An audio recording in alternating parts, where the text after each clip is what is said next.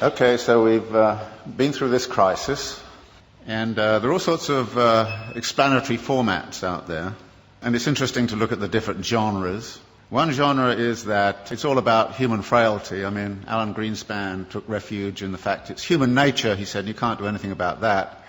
But there's a whole world of explanations that kind of say it's the predatory instincts, it's the instincts for mastery, it's the delusions of investors and the greed and all the rest of it. So there's a whole range of discussion of that. And of course, the more we learn about the daily practices on Wall Street, we kind of figure there's a great deal of truth in all of that. The second genre is that there's institutional failures. The regulators were asleep at the switch. The shadow banking system innovated outside of their purview, etc., etc., etc., and therefore the institutions have to be reconfigured, and it has to be a global effort by the G20, something of that kind. So we look at the institutional level and say that has failed and that has to be reconfigured. The third genre is to say everybody was obsessed with a false theory. They read too much Hayek and believed in the efficiency of markets, and it's time we actually got back to something like Keynes, or we took seriously Hyman Minsky's theory about the inherent instability of financial activities. The next genre is that it has cultural origins. Now, we don't hear that much in the United States, but if you were in Germany and France, many people there would kind of say this is an Anglo-Saxon disease. And it's nothing to do with us. I happened to be in Brazil when it was going on, and Lula was kind of saying, well, first off he was saying, oh, thank God the United States is being disciplined by the equivalent of the IMF. We've been through it 8 times in the last 25 years, and now it's their turn. Fantastic, said Lula, and all the Latin Americans I knew, until it hit them, which it does. And then they kind of changed their tune a little bit. So there's a kind of a way of which it became cultural. And you can see that, by the way, in which this whole Greek thing is being handled. The way the German press is saying, well, it's the Greek character, it's defects in the Greek character, and there's a lot of rather nasty stuff going on around that. But actually there are some cultural features which have led into it. For instance, the US fascination with home ownership, which is supposedly a deep cultural value. So 67, 68% of US households are homeowners. It's only 22% in Switzerland. Of course, it's a cultural value in the United States. It's been supported by the mortgage interest tax deduction, which is a huge subsidy. It's been promoted since the 1930s. Very explicitly in the 1930s, it was built up because the theory was that debt-encumbered homeowners don't go on strike. And then there's a kind of notion that there's a failure of policy, and that policy has actually intervened. And there's a funny kind of alliance emerging between the Glenn Beck wing of Fox News and the World Bank, both of whom say the problem is too much regulation of the wrong sort.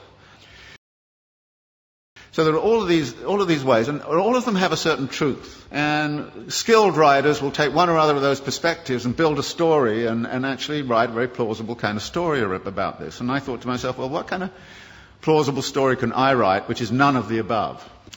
Which is one of the things I always think to myself. And it's not hard to do, particularly if you're coming from a Marxist perspective, because, there aren't many people who try to do this analysis from a Marxist perspective. And I was really clued into this by this thing that happened at the London School of Economics about a year and a half ago, when Her Majesty the Queen asked the economists, how come you guys didn't see this thing coming? I mean, she didn't say it exactly that way, but, it's just the sentiment. And they got very upset, and then she actually called the governor of the Bank of England and said, how come you didn't see it coming? And then the British Academy put forward got all together all of these economists, and they came up with this fabulous letter to Her Majesty. And it was it was actually astonishing. It said, well, many dedicated people, intelligent, smart, spent their lives working on aspects of this thing very, very seriously, but the one thing we missed was systemic risk. And you say, what? And then it went on to talk about a politics of denial and all the rest of it. So I thought, well, systemic risk, I can translate it into the Marxian thing. You're talking about the internal contradictions of capital accumulation. And maybe I should write a thing about the internal contradictions of capital accumulation and try to figure out the role of crises in the whole history of capitalism and what's specific and special about the crisis this time around. And there were 2 ways in which I thought I would do that. One was to sort of look at what's happened since 1970s to now. And the thesis there is that in many ways the form of this current crisis is dictated very much by the way we came out of the last one. that the problem back in the 1970s was excessive power of labour in relationship to capital, that therefore the way out of the crisis last time was to discipline labour. And we know how that was done. It was done by offshoring, it was done by, Thatcher and Reagan, and it was done by neoliberal doctrine, it was done all kinds of different ways. But by 1985 or 86, the labour question had essentially been solved for capital. It had access to all of the world's labour supplies. Nobody in this particular instance has cited greedy unions as the root of the crisis. Nobody in this instance is saying it has anything to do with excessive power of labour. If anything, it's the excessive power of capital, and in particular the excessive power of finance capital, which is the root of the problem. Now, how did that happen? Well, we've been, since the 1970s, in a phase of what we call wage repression, that wages have remained stagnant. The share of wages in national income right throughout the OECD countries has steadily fallen. It's even steadily fallen in China, of all places.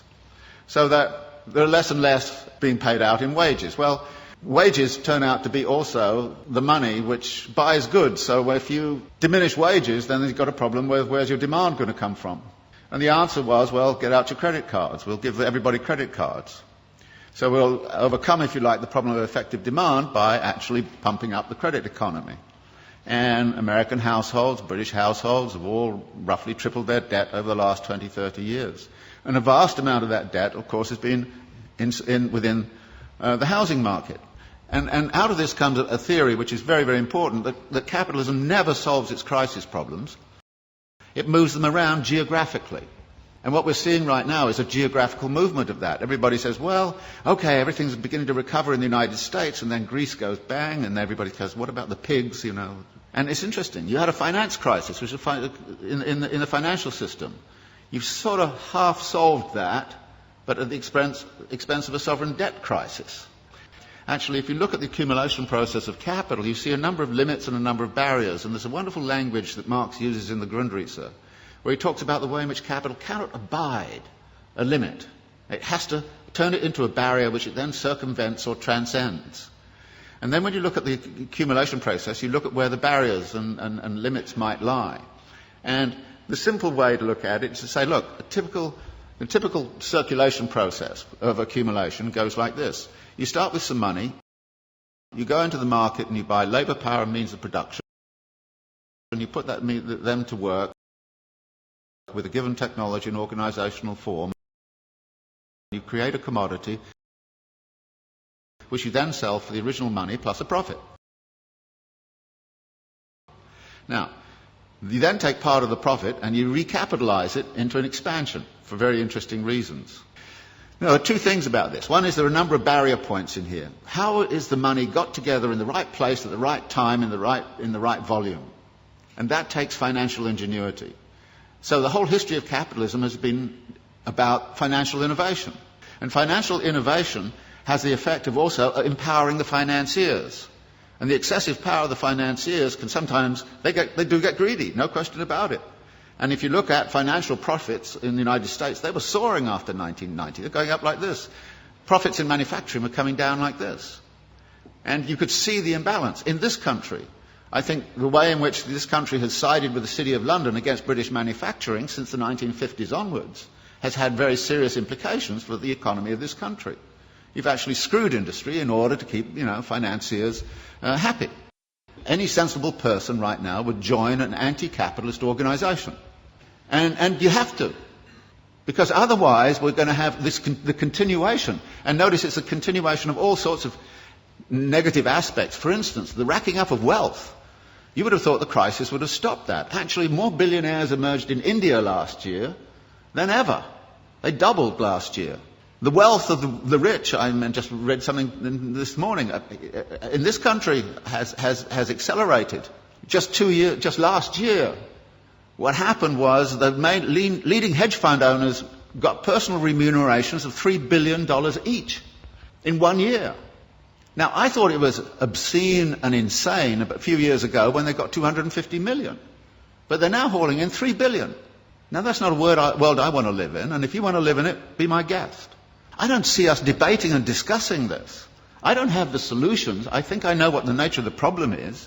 And unless we're prepared to have a very broad-based discussion that gets away from, the the normal kind of pablum you get in the political campaign, and, you know, everything's going to be okay here next year if you vote for me, you know, it's crap. You should know it's crap, and say it is. And we have a duty, it seems to me, those of us who are academics and seriously involved in the world, to actually change our mode of thinking.